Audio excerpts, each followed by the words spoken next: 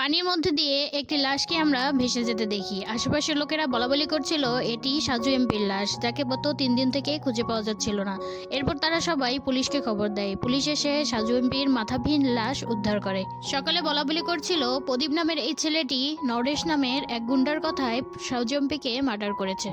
এই প্রদীপ আগে গুন্ডা থাকলেও সুপ্তিকে বিয়ে করার পর সে সবকিছু ছেড়ে দিয়ে ভালোভাবে সংসার করছিল।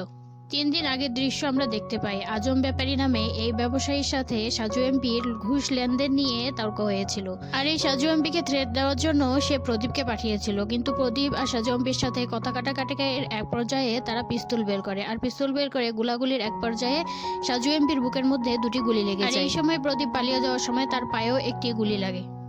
সাজু এমপিকে দেখা যায় সে তখনও জীবিত ছিল আর তার মাথা অক্ষত ছিল। কিন্তু প্রদীপকে কে ফাঁসালো? আসলে কি প্রদীপ সাজু এমপির মাথা কেটেছিল? পরের পার্ট দেখতে চ্যানেলটিকে সাবস্ক্রাইব করে রাখুন।